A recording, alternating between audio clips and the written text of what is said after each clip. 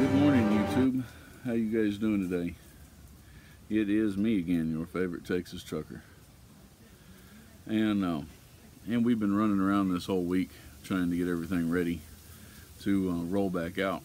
This time with Elite, and there's been a lot going on. A lot of stuff, really. I mean, getting everything set up with Elite, getting my truck ready to go, getting my tarps patched, rolled back out, inventorying all my equipment so the dispatchers know what I have and what I don't have, establishing our LLC, getting our bank account taken care of, taking care of personal business, taking care of some personal appointments, and then sitting down and coordinating what our record keeping here at LLC is going to look like at the LLC at S&A Neal Transport. My kitten's down here wanting some attention. Look here.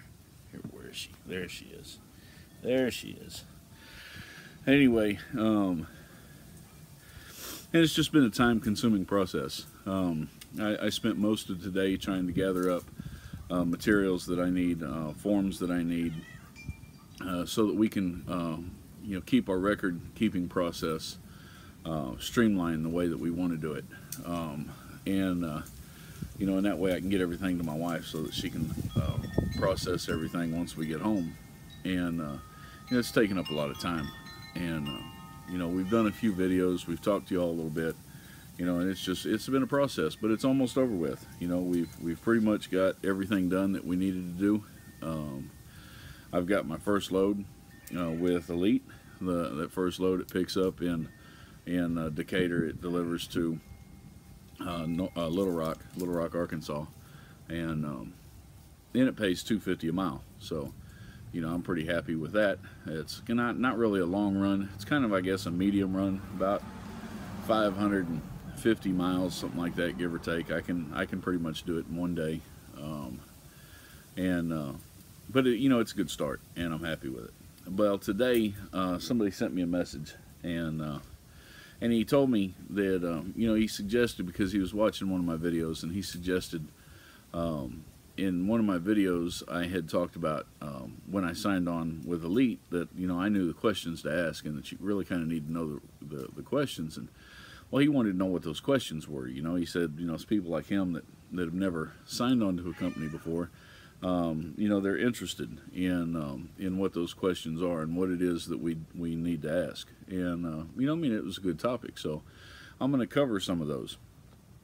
Before I begin, let me say that everybody's different, and what they want out of a trucking company is different.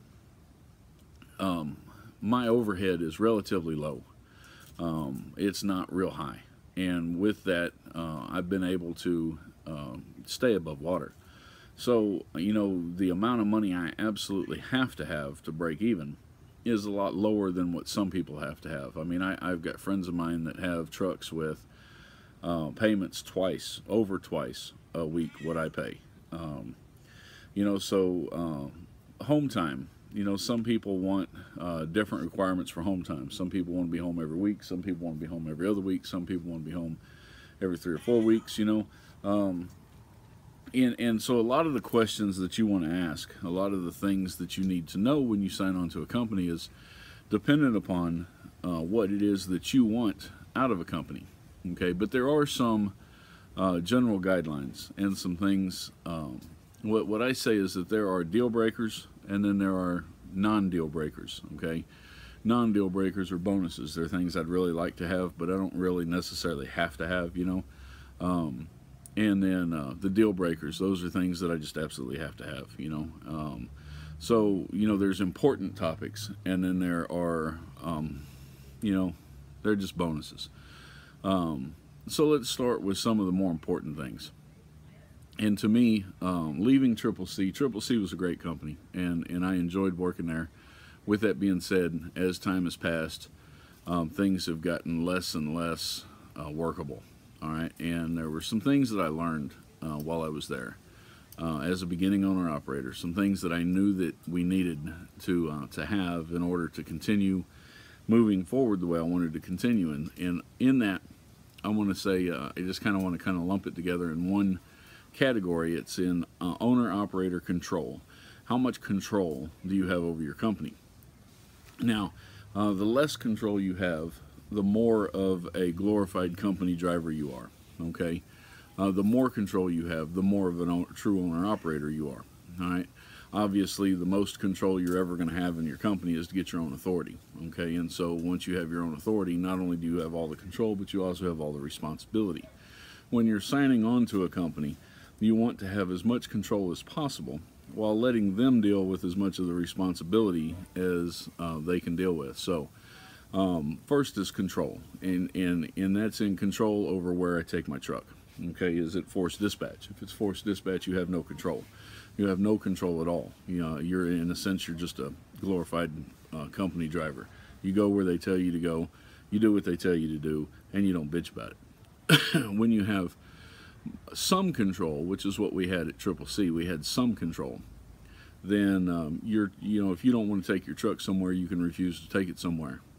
If you don't want to carry a particular load, you can refuse to carry a particular load. You don't want to work with a particular broker, you can refuse to work for that broker. But that's where your control ends. Your control ends with what you don't want to do. It doesn't extend to what you want to do.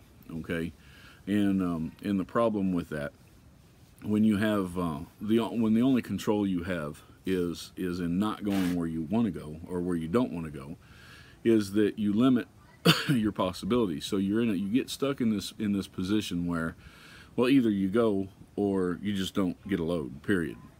And that's just, it's not cut and dried like that out here, man, because there's a lot of other possibilities. There's a lot of other alternatives. Let's say I decided I didn't want to pull tarps at all. Well, if I don't want to pull tarps and I have no control, or if I have little control over what I do, where I go, then when my truck is there, I'm relying on a dispatcher to find me a no tarp load that dispatcher likes.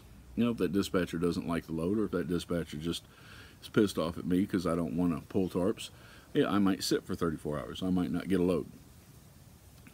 Whereas if I was dispatching myself, if I had full control or almost full control, and I was dispatching myself, I could specifically look for loads that didn't need a tarp, and I could go wherever it is that I wanted to go. All right, so if I had a tarp load that was going into Oklahoma, I could go into Oklahoma. If there was a tarp load that was going into Montana, I could go into Montana. If I decided I didn't want a tarp and there was a non-tarp load going to Colorado, I could go to Colorado. You know, I go where I want to go. And in the process, if I get stuck there and I can't get out, I don't have anybody to blame but me. Okay. And so one of the things that I really wanted to know is just exactly how much control do I really have as an owner-operator here at this company.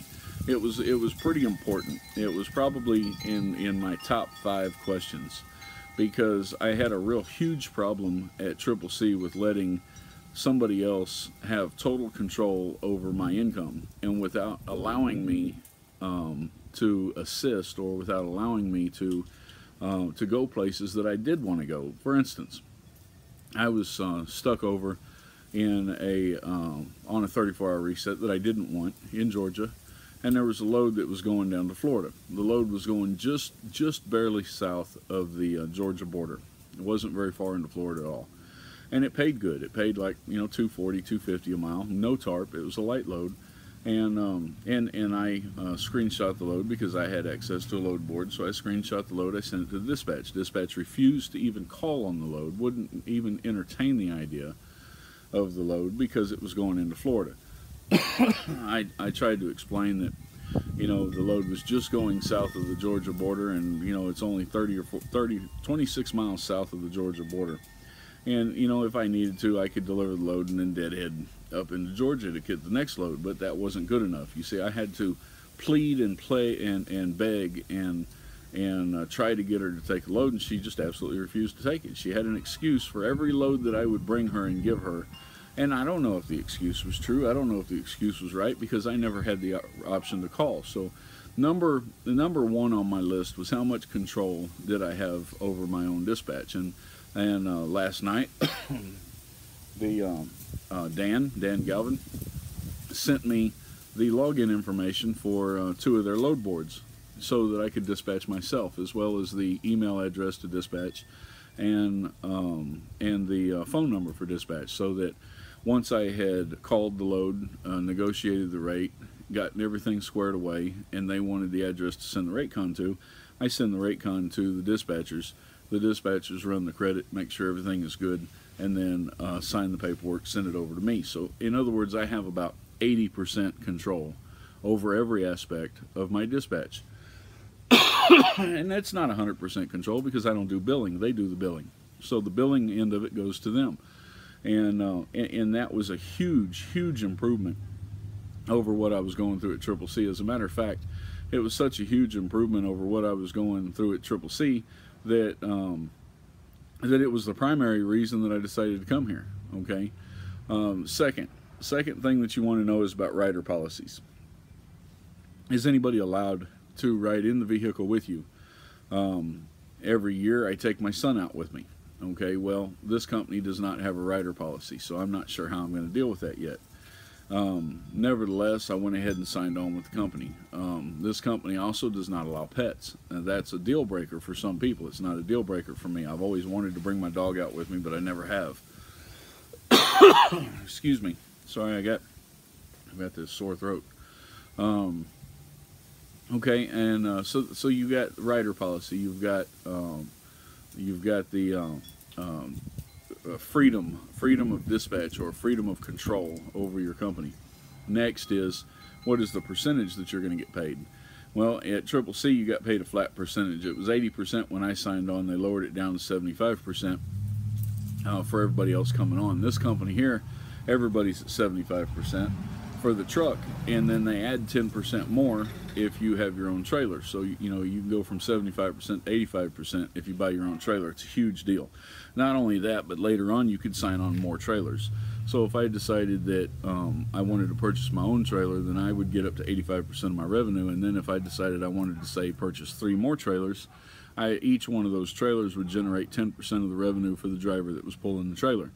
So it gives me more options to sign on and make residual income by signing on trailers without having to deal with the problems that you deal with an owner-operator.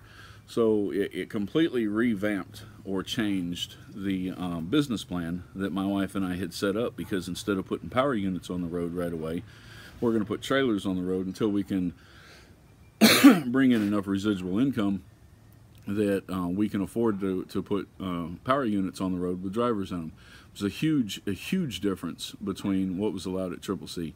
If you bring your own trailer on over at Triple C, then you don't get anything more than what you signed on with. So there's no benefit to bringing your own trailer on, and you know, you just kind of have to deal with whatever they give you. Next thing you want to know is what type of loads do they haul? Do they haul flatbed? Do they haul reefer? Do they haul tanker? Do they haul sand? Do they haul drop deck? Do they haul RNG? Do they do oversize? Do you know, so on and so on and so on, because you want options. Okay, so let's say, for instance, that I get on there and I'm pulling flatbed and it's not working for me for whatever reason, and I decide, well, you know, flatbed has always worked for me, but it's not really working here. Maybe I want to try step deck. I want to do step deck instead. And then maybe step deck's not really working for me, so I want to try RNG, you know, or I want to, you know, pull sand, or I want to haul rock, or anything like that. So you want to know what your options are. You want to know how difficult it is for you to switch from one division to another division inside the company if the need arises. So you want to know what you're going to be hauling. Next, you want to know what you're going to be responsible for when you haul that stuff. For instance, with flatbed, do I have to have all my own equipment? Do I need to have my own tarps? Do I need to have my own binders, chains, straps, you know, so on and so on and so on? And if I don't have them, is there assistance with the company in purchasing those things? And then how is that money going to be taken out of my settlements? Is it going to be taken out of my settlements all in one bunch? Is it going to be taken out of my settlements in multiple bunches? You know, you want to know how pay goes. You know that you got a percentage of pay, but what are your deductions? A lot of times there's a lot of hidden deductions in there. What is it that you're responsible for? What part of the insurance? How much does the insurance cost? Do you have any benefits? You know, if so, are you able to get those benefits as a 1099 employee instead of getting those benefits as a you know, a standard employee? You know, are you able to get them as a contract worker? All right.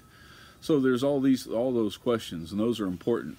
And every one of those questions that I asked, for the most part, you know, there was a couple things I didn't care much for. For instance, like I have the option of buying my own plates or letting the company buy my plates. Well, I can't afford to buy my own plates right now. I am going to get my own plates, but I can't afford to get them right now.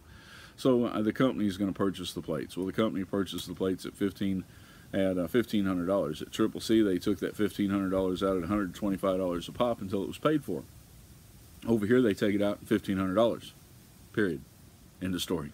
But they let you get a paycheck first. So, you know, I'll get a paycheck, and then my second paycheck will pretty much be wiped out by paying for my plates. Okay? But then my plates are taken care of for a year. I don't have to worry about them anymore. And next year, I'll get my own damn plates, and then we won't have to worry about it. So, so there's that. But that's what you want to know. If I get repairs on the road, and they assist with the money for the repairs, are they going to take that money out in one lump sum, or are they going to break it down into payments over a period of time? And if so, what are the payments? How long is the period of time? Do they maintain an escrow, or are you responsible for maintaining your own escrow? If they maintain an escrow, how do you gain access to it? What are you allowed to use it for? And if you maintain the escrow and they don't maintain it, well, then you don't need to answer those questions because you've got the money. Problem is, you need to be responsible enough to take care of it. Discounts. What discounts do they have on maintenance? What discounts do they have on tires? What discounts do they have on parts? Where are those discounts at? Where can I go if I'm on the road and I'm in St. Louis? Where can I go to get discounts on tires, parts, labor? Do they have any of that in place? Do I need to sign up for it? You know, those are questions that you need to ask. Are there places, since I can buy my own trailer, or do they have a contract set up with a trailer rental or lease purchase or purchase place where I can get on, even though I've got, you know, maybe less than perfect credit, where I can get on there because I work for the company? Am I going to be able to get on there and get a trailer? These are questions that you definitely want to ask. You know, that's the short of it. You know, it's stuff like that that you want the answer to before you sign on to a company, because not all companies are the same. I contrasted Triple C in this company right here because almost everything they do is completely opposite or different from each other. And it's a way to show and highlight the fact that not all companies are the same, that they're different. Okay? So I hope this helps y'all out. I hope y'all understand that there's important questions. And what you need to do is you need to sit down just with yourself and with your family, and you need to brainstorm. You need to find out what is important and what's not important, but you still want the answer to. You need to find out about procedures. You need to find out about getting paid. You need to find out about turning loads in. You need to find out whether or not you need access to a printer in your truck. Whether you need a scanner in your truck, you know, so on and so on and so on. And so you just sit down with your wife or your husband, and or your boyfriend or your girlfriend or whatever the case may be, and just ask those questions. Sit down and brainstorm and say, okay, well, what's important? What is it that we need to know before we step into this? And then itemize those things, you know, and go through every possible scenario that you can think of, and then ask those questions. If the company is evasive and they don't really want to answer the questions, or if they don't know and they keep telling you, well, I don't know the answer to that, those are issues that should draw a red flag. Those are issues that should kind of put your guard up a little bit. So, you know, and then don't stop your investigation just by asking the recruiter or by asking the operations manager. Go and find drivers. Find drivers and talk to them. And that's probably one of the most important things, because the office staff will tell you what you want to hear. It's the drivers that are going to tell you how they really feel. If the drivers are happy, you've got a pretty good chance you're going to be happy. If the drivers are unhappy, a pretty good chance you're going to be unhappy too. So what you need to do is you need to go through and don't just ask one driver, because you may have one driver that just you're never happy with nothing. You know, ask 4, 5, 6, 7 drivers. See if they can tell you what they're bringing in. See if they can talk about, that's another thing. See if they can talk about, you know, what it is that they average take home every week. Which brings me to another question is, do they have direct freight, or do they run 100% off the load board? CCC runs 100% off the load board, which makes it almost impossible to have a consistent paycheck coming in. You know, it's like a roller coaster running through there. This company, Elite, has a large direct customer base, and so their rate per mile average is a lot higher, and that's what you want to know, because the object out here is to make more money by running less miles. Okay, less wear and tear on your truck, more income in your pocket. That's what you want. Makes it easier for you to run. You don't have to run like a maniac, and that's what you want. So anyway, I hope this helped you out. If you have any other questions, put them in the comments. I'll get to them, and if I need to do another video explaining a few more things, I'll be happy to do so. Y'all take care, and peace out.